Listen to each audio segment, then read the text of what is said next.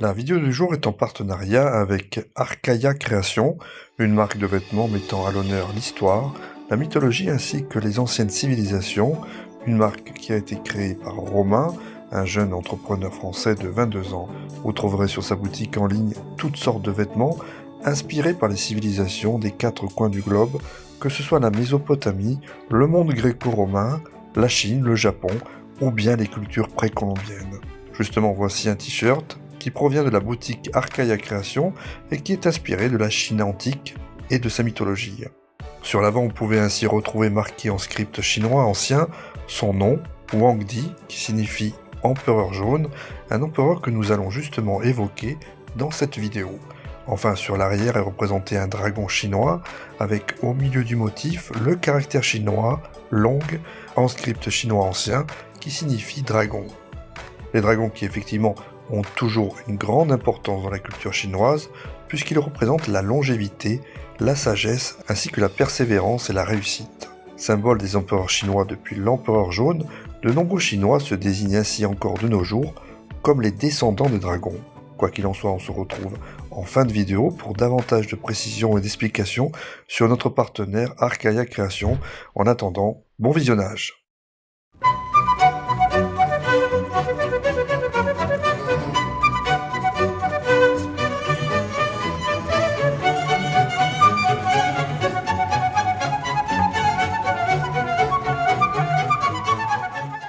Arborant des écharpes brodées de dragons rouges, les officiels chinois brûlent de l'encens et s'inclinent pour rendre hommage à l'empereur jaune, cet ancêtre mythique de la Chine dont le régime communiste, en quête de légitimité, encourage le culte après des décennies d'oubli. Une cérémonie a ainsi attiré plusieurs milliers de personnes en avril à Xinjiang, dans le Henan, une province dans l'est du pays, là où serait né il y a 5000 ans cet empereur dont les sources antiques en font le fondateur de la civilisation chinoise. Et ce même si les preuves historiques de l'existence de l'empereur jaune, Wang Di, sont, il faut bien le dire, fort minces. Et pour cause, les premières mentions et généalogies reconstituées étant apparues seulement quelques 2 millénaires après sa mort présumée, alors que les historiens datent la première dynastie chinoise autour de 1600 avant Jésus-Christ. Ce qui en tout cas n'empêche pas les manuels scolaires d'aujourd'hui d'en faire l'ancêtre de tous les Chinois, y compris des 55 minorités ethniques officiellement reconnues. Retour donc sur la fondation légendaire de l'Empire du Milieu et sur l'un de ses souverains les plus célèbres et les plus célébrés en Chine de nos jours. Pour les habitants de la Chine antique, la forme originelle du monde était une sorte d'œuf contenant uniquement du chaos et un dieu endormi dénommé Pangu. À son réveil, il provoqua la destruction de l'œuf et le chaos qui en jaillit se divisa en 2 parties. L'une s'éleva dans les airs pour devenir le ciel, l'autre descendit pour former la terre. Quid des humains ? Eh bien quant à eux, ils ont été créés à base de glaise par une déesse mi-femme mi-serpent du nom de Nuya, qui pour échapper à son éternelle solitude, sculpta des êtres à l'image des dieux pour ensuite leur donner la vie et le pouvoir de se reproduire. Un épisode étonnamment similaire au récit biblique de la Genèse, mais que l'on retrouve effectivement dans différents textes de différentes cultures à travers le monde. Mais revenons en Chine. À l'époque, la nature était sauvage et turbulente, des vents violents ainsi que des éclairs frappaient la terre, qui ne connaissait ni pluie ni neige. C'est pourquoi les dieux décidèrent de modifier et de rectifier ces forces chaotiques de la nature, préparant la terre à la vie civilisée. C'est ainsi que plusieurs d'entre eux vont descendre dans le monde des mortels, sur ordre du Créateur, afin de répandre leur enseignement. Pour eux, l'homme primitif était ignorant, ne comprenait pas les diverses forces de la nature et n'avait pas non plus la capacité de faire face à celles-ci, ni même à ses ennemis. Ce sont pour toutes ces raisons que les dieux vont décider de prendre soin des humains et leur apprendre à travailler et à prospérer. Ils vont ainsi enrichir la pensée de l'être humain et enseigner à l'homme à être indépendant. Concrètement, ils vont montrer à l'humanité comment vivre en tribu, maîtriser le feu ou bien se protéger des éléments naturels. De nombreuses légendes chinoises relatent ainsi les actes des premiers souverains légendaires, comme c'est le cas par exemple de Fuxi, qui après une inondation catastrophique qui avait dévasté la Terre, remit de l'ordre dans l'univers et créa les deux forces du yin et du yang, ainsi que les 8 trigrammes. Ces 8 symboles et leurs combinaisons auraient en effet été découverts par le souverain légendaire Fuxi sur la carapace d'une tortue, image toute puissante de l'univers. Ces trigrammes étant formés d'une combinaison de 3 lignes, soit continues, soit brisées. Fuxi ne va pas s'arrêter en si bon chemin, il va également avoir l'idée d'utiliser les restes de fils inutiles pour tisser un filet de pêche afin d'enseigner à ses sujets une toute nouvelle technique de pêche qui permettait ainsi aux hommes de se nourrir des créatures de la mer. Et pour célébrer les bonnes récoltes, les mariages et d'autres événements importants, Fuxi créa de plus un instrument de musique, la sitar. Il apprit également à ses sujets à faire du feu en frottant des pierres, donnant au peuple la possibilité de manger enfin des aliments cuits. Également, un certain Shenlong, un héros civilisateur de la mythologie chinoise, faisant partie des 3 Augustes, avait dit-on enseigné aux gens comment travailler la terre, comment planter des céréales et des graines, et comment échanger des biens, tout en révélant les connaissances essentielles pour le développement de la botanique médicinale chinoise.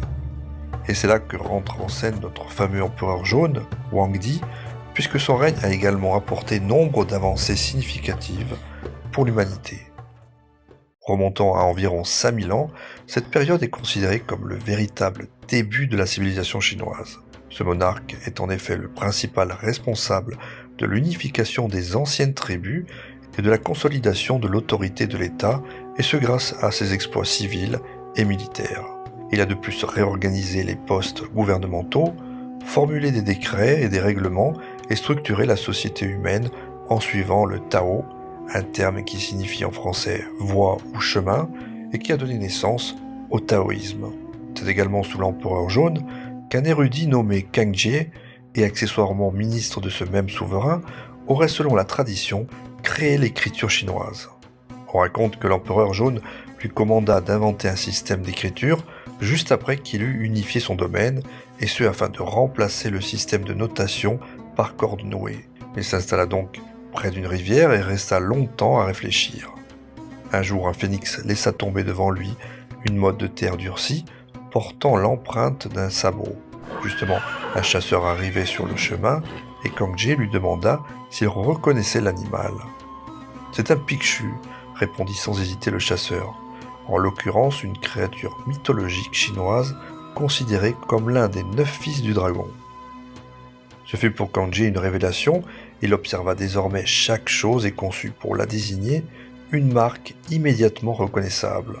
L'empereur jaune, éminemment satisfait, fit promulguer l'usage de son écriture dans tout le pays et lui fit même élever un temple au bord de la rivière à l'emplacement de son lieu de travail.